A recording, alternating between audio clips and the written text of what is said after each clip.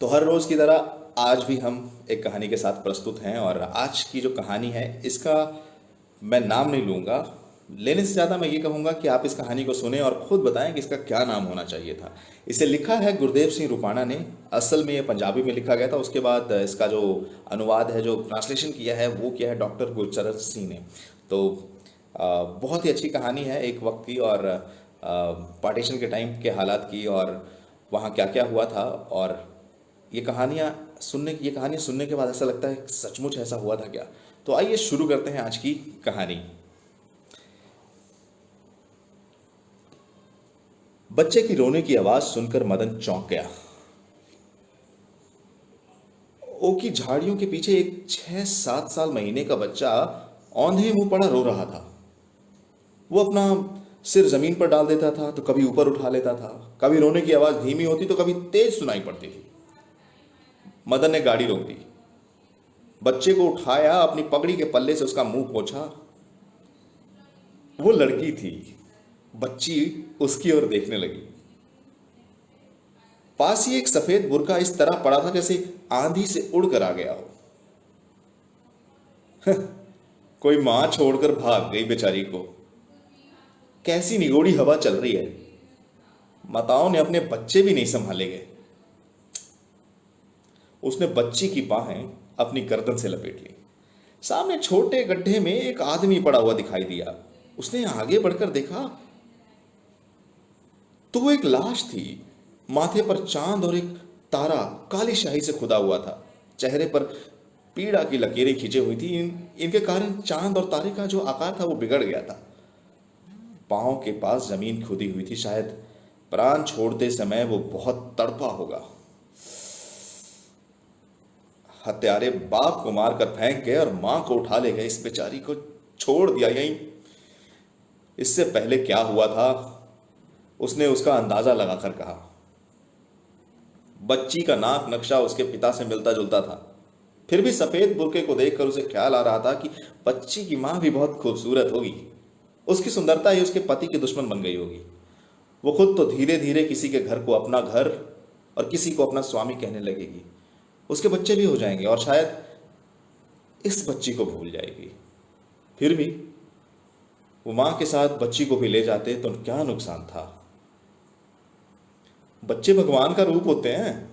बच्चे के सामने आदमी पाप करने से डरता है। मदन की मां की कही हुई बात उसे याद आ गई। और जो वो करके गए हैं ना, वो कौन सा पुण्य है।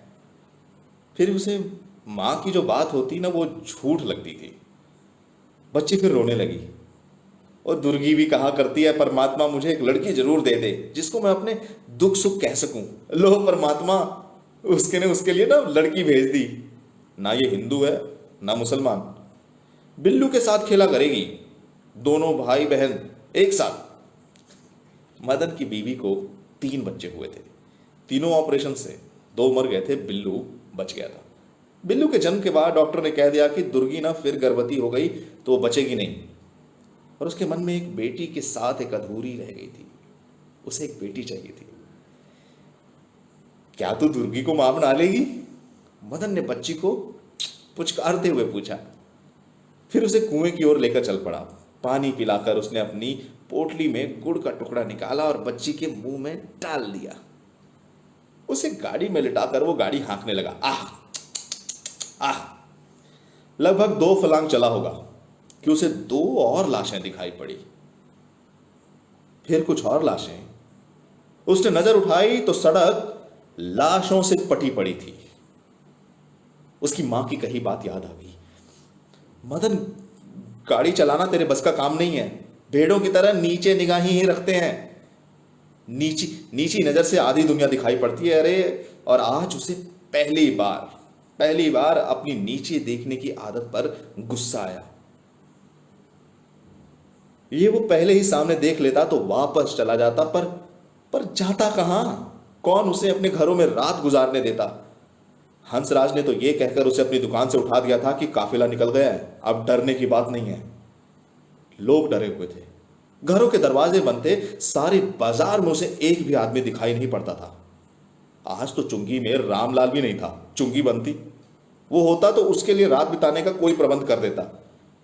चारों ओर लाशें ही लाशें देखकर उसका ऊंट भी डर गया। अब तो मदन भी भयभीत हो गया था। पानी, पानी, एक आवाज आई। सड़क के किनारे एक लाश उठने का प्रयत्न कर रही थी। मदन उसके पास चला गया। पानी, ओ जी, हम मर्दाने की जाती हैं बाबा, बाबा नानक नानक तेरी रक्षा करे। उसके सिर में चोट थी, उसके पीछे खून फैला हुआ था। थोड़ा सा उठकर वो फिर गिर पड़ा। सड़क पर घर का सामान बिखरा पड़ा था। मिट्टी के परात के टुकड़े बिखरे पड़े थे। एक टूटी हुई सुराही थी, एक चरखा उखड़ा हुआ था, कुछ सिल्वर के बर्तन टेढ़े मेढ़े पड़े हुए थे। पीतल या कांसे का कोई बर्तन नहीं था वहां पे। मदन से सिल्वर का एक कटोरा सीधा किया और पानी लाने के लिए पोखरी की ओर चल पड़ा। कुछ लाशें आधी पोखरी के पानी में थी, कुछ पूरी। मदन ने गिनी, कुल कुल 30 लाशें थीं। पानी के खून में घुला हुआ था। मदन ने कोई साफ सी जगह देखने के लिए पोखरी के चारों ओर चक्कर लगाया, पर साफ पानी कहीं भी नहीं था।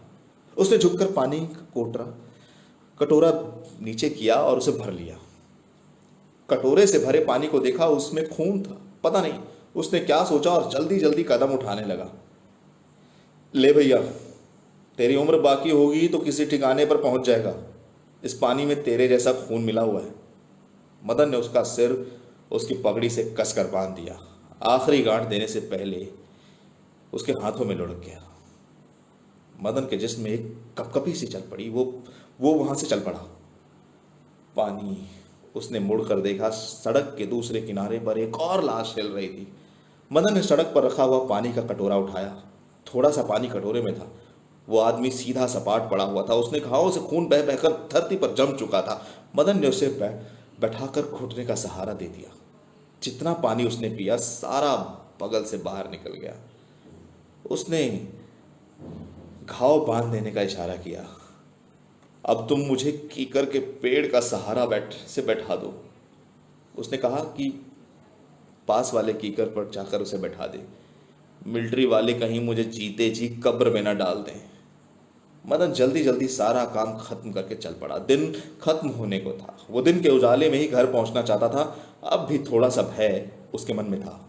उसने गाड़ी चलाई। 15-20 कदम चला होगा कि गाड़ी का एक पहिया एक लाश की टांग के ऊपर से निकल गया। मदन को गुस्सा आया। उसने गाड़ी से लठ उठाई और जोर से ऊंट पे चढ़ दी।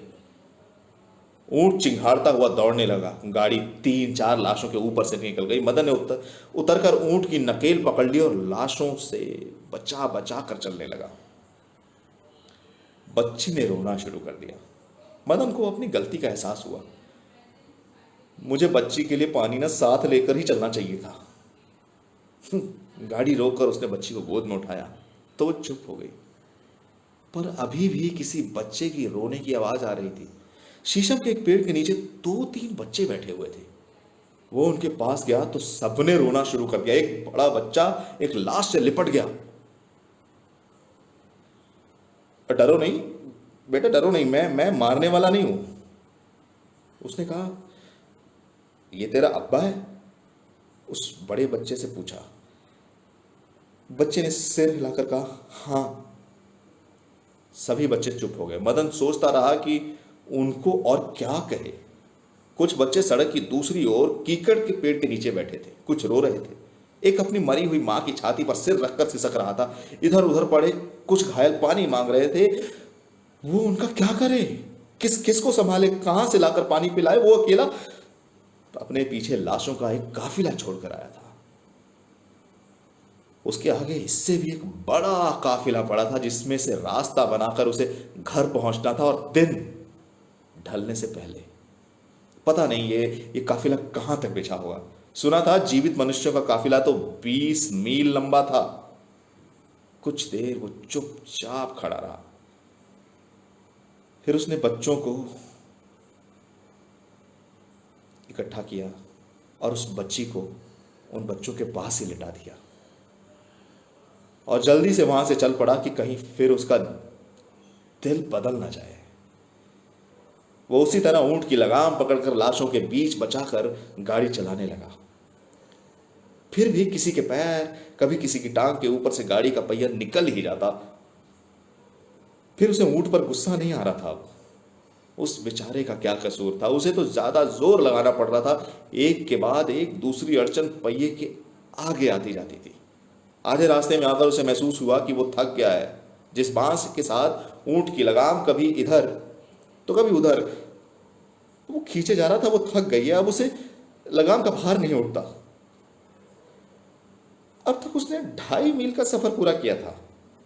सड़क का इतना ही सफर बाकी था और 1 मील का कच्चा रास्ता और तय करना था, जो आज पक्की सड़क से ज्यादा साफ रास्ता होगा।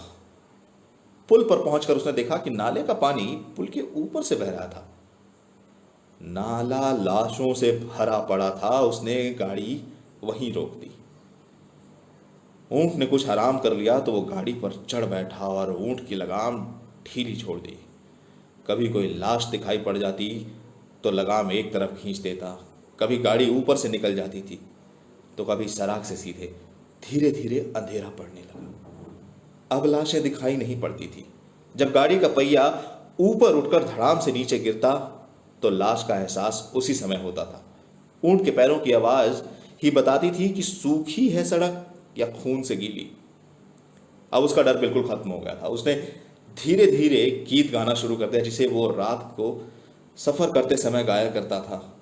ओ नी तू माड़ी कित्ती साहिबा, नी तू यार दित्ता मरवानी। पर आप तो उसे आज न किसी मिर्जे की तलवार दिखाई दी, न खून के परनले बहुत बहते दिखाई दिए। उसको अपना गीत रसहीन सा लगा। उसने गाना बंद कर दिया। पक्की सड़क का सफर खत्म हुआ और कच्चे रास्ते पर आकर ऊंट अपने आप ही रुक गया। कुछ पल रुका ही रहा, फिर वो अपने आप ही चल दिया। वो अपने घर के दरवाजे के सामने पहुंचा तो कितने ही पड़ोसी बोल पड़े, ओ आ गया, आ गया, वो आ गया। उसके घर में से रोने की आवाजें और तेज होने लगी। वो पास गया तो बहुत सारे आदमी वहां खड़े थे। वो चुप खड़े थे। उसने गाड़ी से ऊंट खोलकर आंगन के खूंटे से बांधा। एक तरफ बहुत सी औरतें कुछ बोल बोल कर रो रही थी। उनमें से मदन की मां उठी और उसके गले से लिपट कर दहाड़ मारकर रोने लगी। अरे बेटा, हम लुट गए। क्या बात है मां? उसने मां की बाहों गले से हटाते हुए पूछा। बिल्लू छत से गिरकर गुजर गया। वो चुपचाप बैठ गया। कुछ देर तक सब चुप रहे। फिर किसी ने कहा, उठो मदनलाल, दाह संस्कार कर रहे हैं। हम तुम्हारा ही इंतजार कर रहे थे।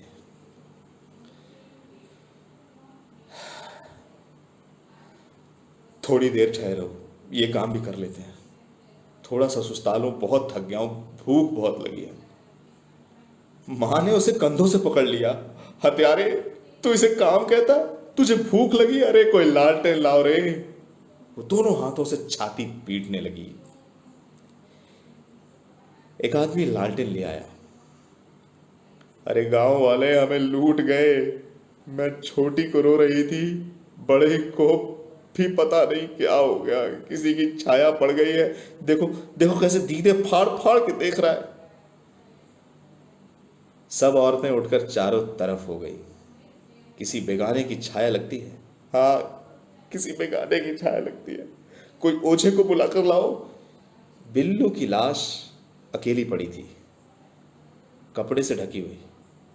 मदन इसकी ओर देख रहा था, देखता ही जा रहा था। उसको ऐसा लग रहा था जैसे एक लाश अन्य लाशों से 1 मील के फासले पर पड़ी हुई हो, बस।